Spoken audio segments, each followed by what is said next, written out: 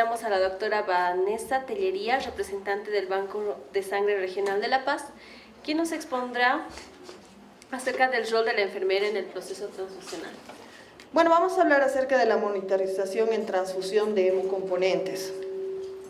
Sabemos que en las últimas décadas estamos viviendo el aumento gradual de la prevalencia de algunas enfermedades crónicas y principalmente el envejecimiento progresivo de nuestra población. Esto hace que las necesidades de sangre en nuestro país aumenten, las necesidades de donantes de sangre, la necesidad de contar con sangre segura aumente, ¿sí? Los avances conseguidos en el tratamiento específico del cáncer han permitido un aumento significativo de la supervivencia y la calidad de vida de estos pacientes. Las transfusiones sanguíneas como tratamiento de soporte en enfermedades hematológicas y oncológicas son vistas como una parte esencial del tratamiento y han aumentado en los últimos años. Según la Organización Mundial de la Salud, ¿qué es una transfusión de sangre? Una transfusión de sangre es la transferencia de sangre o de sus componentes de un donante a un receptor, ¿sí? Otro concepto que dice la Organización Mundial de la Salud es la restitución intravenosa de componentes sanguíneos compatibles por pérdida o destrucción de hemocomponentes. Sabemos que los pacientes oncológicos, después de que reciben quimioterapia, sufren este proceso de destrucción de hemocomponentes, ¿verdad? Y algunas enfermedades oncohematológicas producen pérdida. Por lo tanto, el uso de sangre y componentes es muy común en estos pacientes. Existen algunos principios básicos sobre la clínica transfusional. Principios que corresponden algunos a lo que es la parte de enfermería y otra a la parte del equipo médico, ¿sí? Por ejemplo, el uso apropiado de la sangre y sus componentes implica la transfusión de productos sanguíneos seguros para tratar aquellas condiciones médicas que no puedan ser prevenidas o manejadas efectivamente por ningún otro medio. ¿Esto qué quiere decir? Que cuando se han agotado todas las posibilidades, recién se puede indicar una transfusión. Uso correcto de sangre. Muchas veces, bueno, en el pasado, lo que se hacía es poner sangre total a los pacientes, pensando que la sangre total era la solución al problema. La sangre total me iba a aportar glóbulos rojos, plaquetas, factores de coagulación. Pensábamos que poniéndole sangre total al paciente íbamos a resolver todos los problemas. Pero ahora se sabe que no es así.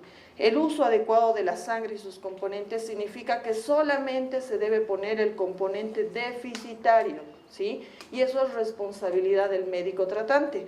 ¿Eso qué quiere decir? Si existe un paciente con anemia, ¿qué hay que ponerle? Glóbulos rojos.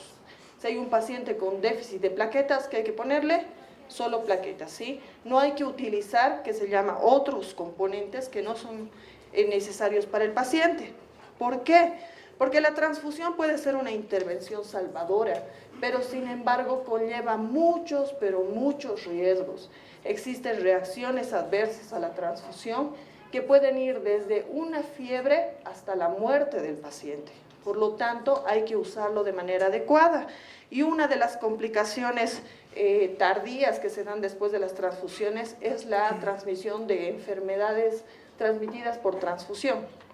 ¿Eso qué quiere decir? Que con la sangre podemos transmitir VIH, hepatitis B, hepatitis C, podemos transmitir sífilis, malaria, chagas, y en el último tiempo se ha visto que se pueden transmitir enfermedades como dengue, como Zika, como chikungunya.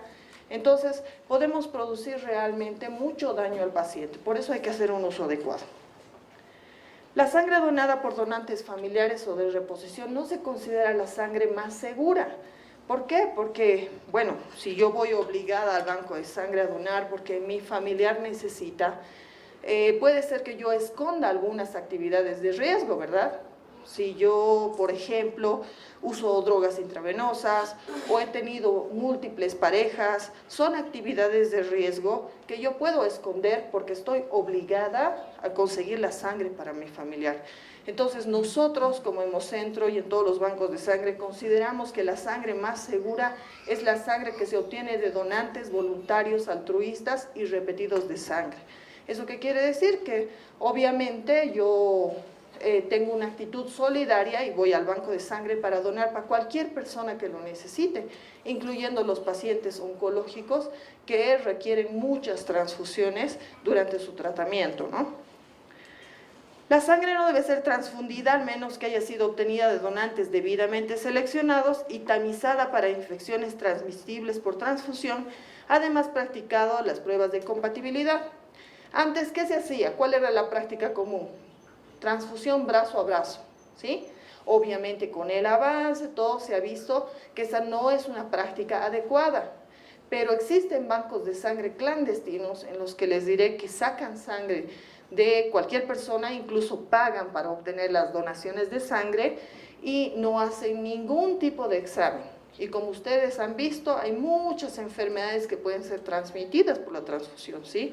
Entonces esa no es la sangre más segura. Por lo tanto, cuando haya que abastecerse de sangre, es mejor abastecerse de un banco de sangre que esté habilitado, acreditado, certificado, ¿sí? Como es el Hemocentro aquí en La Paz. Y todos los bancos de sangre de referencia departamental. Y como conclusión en estos principios en la clínica transfusional, ¿qué decimos nosotros? Que la mejor transfusión es la que no se hace. Como les decía al principio, hay que agotar absolutamente todas las posibilidades antes de hacer este trasplante de células, ¿sí? Porque es considerado así. ¿Cuáles son los riesgos de la transfusión? Como les decía, en algunas situaciones clínicas la transfusión podría ser la única manera de salvar una vida o de mejorar rápidamente una condición grave. Sin embargo, antes de prescribir la sangre o sus productos, el médico tratante tiene que hacer una valoración entre el riesgo y el beneficio, ¿sí? Muchas veces hay pacientes oncológicos en los que no encontramos sangre compatible. ¿Por qué? Porque su misma condición hace que tengan anticuerpos irregulares, como han recibido muchas transfusiones, pues se han sensibilizado, se han algo inmunizado, por lo tanto no encontramos sangre compatible. Entonces, ¿qué tenemos que decirle al médico tratante? No encontramos sangre compatible, pero doctor, tenemos la posibilidad de transfundirle las unidades que menos reaccionan, eso le decimos, ¿no? Las que supuestamente van a reaccionar menos que las otras. Entonces ahí el médico tiene que valorar el riesgo y beneficio de una transfusión, ¿sí?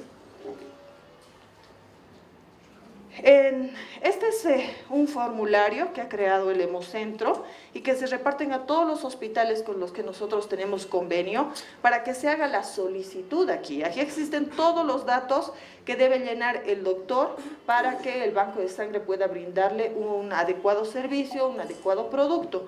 Sin embargo, existen en otros lugares, que les diré que las órdenes médicas en clínicas privadas principalmente, vienen en hojitas de papel. Como dice mi jefa, si tuvieran papel higiénico al alcance, papel higiénico tal vez harían la solicitud, y eso no es lo adecuado, porque el banco de sangre necesita tener los datos básicos del paciente para que despachemos el componente adecuado. Principalmente tiene que tener el nombre completo, la edad, el sexo, el grupo sanguíneo. Sin grupo sanguíneo no podemos despachar un hemocomponente. ¿Y qué hemocomponente requiere? Si requiere pruebas pretransfusionales, si es de urgencia, la firma y el sello del médico tienen que estar ahí, ¿sí? Solamente es un modelo. Y obviamente no es responsabilidad de las enfermeras, es responsabilidad del médico tratante, pero el médico tratante muchas veces delega a la enfermera para que se hagan algunos procedimientos, como el consentimiento informado, ¿sí? Entonces yo les debo decir que el Programa Nacional de Sangre ha trabajado también en un consentimiento informado para la transfusión, donde se registran todos los datos del paciente que va a recibir la transfusión, y en la parte de atrás hay una explicación sobre los posibles riesgos de esta transfusión. Entonces el paciente tiene la libertad de decidir si quiere recibir o no este tratamiento. Entonces todos los pacientes que vayan a recibir sangre tienen que firmar un consentimiento informado. ¿Y cuál es el papel de la enfermera en la transfusión sanguínea? ¿Sí? Las enfermeras, bueno, son las artistas en esta metodología, porque son ellas las que van a administrar el componente sanguíneo. Y muchas veces, porque estamos con muchos pacientes, o muchas veces porque tenemos mucho trabajo, se nos olvidan algunas cosas básicas antes de la transfusión. Ahora, como yo les he dicho, existen muchos riesgos a la transfusión y se pueden evitar si nosotros nos tomamos un poquito más de tiempo, ¿sí? Entonces, ¿cuál es el trabajo de la enfermera? Primero, verificar el nombre y los datos completos del paciente que va a recibir la transfusión de la sangre con la indicación plasmada en la historia clínica. El doctor no puede decirle, licenciada, póngale un paquete globular a este paciente, ¿sí? Si no, escriben la historia. Ustedes no pueden hacer ningún tratamiento si no está escrito con la firma y sello del médico en la historia clínica. Entonces, bueno, hay que verificar. Una vez que ustedes tienen el hemocomponente, verifican el nombre del paciente y que esté indicada la transfusión. Tener especial atención cuando se realicen 2 o más infusiones simultáneas, eso quiere decir cuando hay 2 pacientes juntos que van a recibir transfusiones, para que no nos equivoquemos en las bolsas que les vamos a transfundir, porque se hacen pruebas de compatibilidad específicas para cada paciente, ¿sí? Así que no vaya a mezclar las unidades, una que tenía que ponerle a un paciente con otra. De hecho, en la actualidad es el único error en el proceso transfusional que puede provocar un accidente mortal inmediato. La verificación final al lado de la cama del paciente es la última oportunidad para detectar un error de identificación y prevenir una transfusión potencialmente incompatible que puede ser fatal, ¿sí? Entonces, a los pies o a la cabecera del paciente hay que verificar la identificación. El segundo paso que se debe realizar es controlar los signos vitales. Los signos vitales se deben controlar antes, durante y después de la transfusión. Antes, ¿por qué? Porque necesito un dato basal, necesito un dato con el que voy a iniciar la transfusión. Porque si no tomo un dato basal, ¿cómo voy a saber si ha ocurrido una reacción transfusional como, por ejemplo, la fiebre? ¿Sí? Si no he tomado temperatura antes de la transfusión, no voy a saber si le ha subido la temperatura porque se le está administrando el componente. Entonces, ¿por qué se toman los datos? Para evaluar con exactitud la respuesta del paciente a la transfusión. Es preciso establecer el valor basal de sus signos vitales antes de iniciar la administración. Entonces, una vez que he verificado el nombre, he tomado los signos vitales, ¿qué tengo que hacer? Tengo que inspeccionar la bolsa, ¿sí? Entonces, ¿cómo tengo que inspeccionar la bolsa? Aquí tienen ustedes una bolsa. La bolsa la podemos mandar solamente con glóbulos rojos, solamente con plasma o solamente con concentrado de plaquetas, ¿sí? Como les decía, separamos los hemocomponentes a partir de una unidad de sangre total. Debo verificar, aquí tiene unas conexiones la bolsa de sangre, tengo que verificar que el sellado por calor o el clip en el tubo de donación está seguro y sin filtraciones. En el banco de sangre nosotros sellamos las tubuladuras por calor y tengo que verificar que no hayan filtraciones, porque si está goteando mi bolsa de sangre, puede ser que está en sistema abierto, por lo tanto puede estar contaminada. Y la contaminación bacteriana es una de las complicaciones, es una de las reacciones adversas a la transfusión. Tengo que mirar si en los glóbulos rojos que les estoy mandando dejamos una cierta cantidad de plasma, tengo que verificar que no esté hemolizado. Si está hemolizado, le voy a producir una reacción transfusional también al paciente que va a recibir la sangre, ¿sí? Y también además puedo producirle una reacción hemolítica, y una reacción hemolítica en un paciente oncológico puede ser grave. Tengo que mirar si hay coágulos en el plasma, ¿sí? Muchas veces se forman coágulos de fibrina al momento de descongelar el plasma. Aunque esté a temperatura controlada, muchas veces se forman coágulos de fibrina, tengo que controlar ello.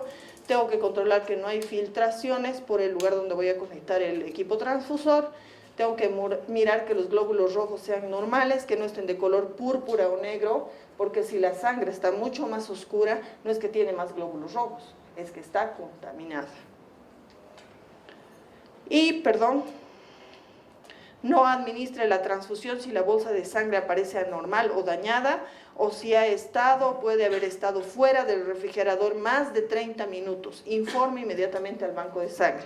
¿Cuál es la práctica más común? Piden la unidad de sangre del banco de sangre, se entra a quirófano, en quirófano tarda por decirles 1 hora, no han necesitado la unidad de sangre y la unidad de sangre sale del quirófano junto con el paciente. ¿Será que esa sangre se puede administrar cuando ya ha pasado más de 1 hora? No se puede administrar porque no ha estado a una temperatura controlada. Hay que verificar que no hay discrepancias entre el grupo sanguíneo y del paciente, entre la bolsa y el resultado que me ha reportado el servicio de transfusión. Tengo que verificar que no hay discrepancias en el número único de donación. El servicio de transfusión les va a entregar un resultado en el que dice tal paciente es compatible con tal número de unidad. Entonces yo tengo que verificar que la bolsa que me han entregado es compatible con el resultado que me están dando. Verifique que no se ha excedido la fecha de expiración. Hay que verificar. El banco de sangre verifica antes de despachar. Se supone que el servicio de transfusión verifica antes de entregarles a ustedes y bueno, ustedes tienen que hacer un último control. Hay que seleccionar el acceso vascular que se va a utilizar. Es una práctica común en poner las transfusiones en el dorso de la mano. Lamentablemente estas venas son de muy bajo calibre, por lo tanto puede existir hemólisis. Según un estudio descriptivo en una población de 55 observaciones, la hemólisis se asoció a dos factores, al tipo de vía, menor calibre, mayor hemólisis, y segundo, a la antigüedad de la sangre. Cuanto más antigua sea la sangre, cuanto más cerca esté a su fecha de vencimiento, también tiene mayor hemólisis. Entonces nosotros en enfermería podemos evitar esta hemólisis si ponemos en la flexura del codo las transfusiones, ¿sí? Yo sé que muchas veces no se encuentra y si no hay de otra, hay que poner en el dorso del brazo, de la mano. En cuanto hay que verificar el uso concomitante de soluciones intravenosas. Ninguna solución puede ser administrada junto con una unidad de sangre. La única solución compatible es la solución fisiológica, porque las demás soluciones alteran la estabilidad de la membrana del glóbulo rojo y por lo tanto producen granocitos o producen hemólisis. Entonces no puedo poner una transfusión mientras por el otro brazo me está entrando dextrosa, por ejemplo, o me está entrando Ringer lactato. Es una práctica común en terapia intensiva, por ejemplo, ¿no ven? El paciente está conectado con muchos tubos por todos lados, soluciones por aquí, soluciones por allá, y por una de esas, junto con esas soluciones, está entrando sangre. ¿Será efectiva esa transfusión? Va a ser inefectiva y voy a tener que ponerle más transfusiones, lo voy a tener que seguir inmunizando, lo voy a tener que seguir sometiendo a riesgo. Entonces hay que detener la entrada de las otras soluciones y bueno, recién poner la unidad de sangre. No es aconsejable administrar antibióticos en paralelo, tampoco se recomienda la infusión simultánea de medicamentos, ya que si el paciente presenta una reacción adversa y se ha infundido múltiples fluidos simultáneamente, puede ser difícil, si no imposible, determinar cuál de los fluidos o cuál de los fármacos le ha causado una reacción. Y si se debe infundir, por ejemplo, anfotericina, que se utiliza mucho en pacientes oncológicos, se espera un lapso de 2 horas para poner el hemocomponente. Y no agregar dentro de la unidad ningún medicamento, ninguna solución. Voy a correr un poquito, no hay que utilizar, que se llama muchas veces, póngale sangre a chorro. ¿Y qué hacemos? Utilizamos el manguito para tomar presión, ¿no ve? Y vamos presionándolo, o nosotros lo presionamos. Entonces, ¿qué podemos producir? Hemólisis. Entonces no hay que utilizar, existen aparatos especiales para eso. Establecer los tiempos de infusión adecuados, por ejemplo, una unidad de sangre total o glóbulos rojos tiene que entrar, tiene que ser administrada, se tiene que comenzar la infusión dentro de los 30 minutos que ha salido del refrigerador. No puedo esperar 1 hora, 2 horas y recién ponerle. Sale del refrigerador y tengo 30 minutos para ponerla y tengo un tiempo límite para que entre de 4 horas. A veces vamos donde los pacientes y ¿desde qué hora está? Son las 6 de la tarde y le han puesto a las 10 de la mañana. Un paquete globular, eso no es correcto, ¿no? Está sometido a contaminación bacteriana. Un concentrado de plaquetas se debe administrar inmediatamente, sale del banco de sangre o del servicio de transfusión y tiene que entrar dentro de los 20 minutos. Lo mismo para el plasma fresco congelado, se tiene 30 minutos después de que sale del banco de sangre y 20 minutos para su infusión. Después de que se termina la transfusión, bueno, tenemos que cuidar, conservar la vía permeable, por lo tanto, pues se transfunden 100 ml de solución fisiológica para purgar la vía y mantenerla permeable. Y tenemos que tener cuidado con todas las medidas de bioseguridad, debemos desechar la bolsa de manera adecuada, las agujas no van junto con la bolsa, por si acaso, ¿sí? Hemos tenido un problema en el que en un hospital se ha desechado en bolsa roja la bolsa el transfusor y la aguja sin su capuchón. Entonces, ¿ustedes saben cuántas personas se han pinchado? Y podría ser que ese paciente tendría alguna enfermedad, podría ser, y podríamos habernos contagiado. Tenemos que ser responsables con el desecho. Y tenemos que registrar, todos los datos de la transfusión, la hora de comienzo, la hora de finalización, el volumen, qué componente le he puesto, los números de donación y cualquier efecto adverso. La presentación se las he dejado, entonces esto es un resumen de todo lo que les he dicho. Y lo importante es que se debe transfundir siempre, ya sea plasma, ya sea plaquetas o ya sean glóbulos rojos, con un equipo de transfusión. Nunca se debe utilizar un equipo de infusión. ¿Por qué? Porque el equipo de transfusión tiene un filtro y si hubieran microcoágulos, esos microcoágulos se van a quedar en el filtro. Si utilizo un equipo de infusión, los coágulos se pueden pasar a circulación. Y bueno, los efectos adversos pueden ir desde reacciones febriles hasta una reacción anafiláctica y hasta la muerte, por lo tanto tengo que tener cuidado. Se deben controlar los primeros 15 minutos de la transfusión, porque son en ese tiempo en el que yo voy a detectar si hay alguna reacción adversa. Entonces, ¿qué tengo que hacer? Tengo que suspender momentáneamente la infusión del hemocomponente, tengo que avisar al médico tratante, tengo que conservar la vía, ¿sí? Porque puede ser que me dé una vasoconstricción y si yo le he sacado toda la vía, ¿le voy a poder canalizar de nuevo? No, tengo que mantener esa vía permeable. Tengo que administrar la medicación de acuerdo a lo que el médico diga. Por ejemplo, si es una fiebre, me dirá que le administre paracetamol, evaluar la conducta a seguir y el registro del evento, que es importante. Entonces existe la vigilancia inmediata, que está a cargo del médico tratante y de la enfermería, y la vigilancia constante de la transfusión durante las 4 horas que entra el paquete globular, que es trabajo de la enfermera, lamentablemente. Y bueno, yo quiero invitarlos a todos a que se acerquen por el Hemocentro para que puedan ayudarnos a salvar vidas y donar sangre de manera voluntaria. Gracias.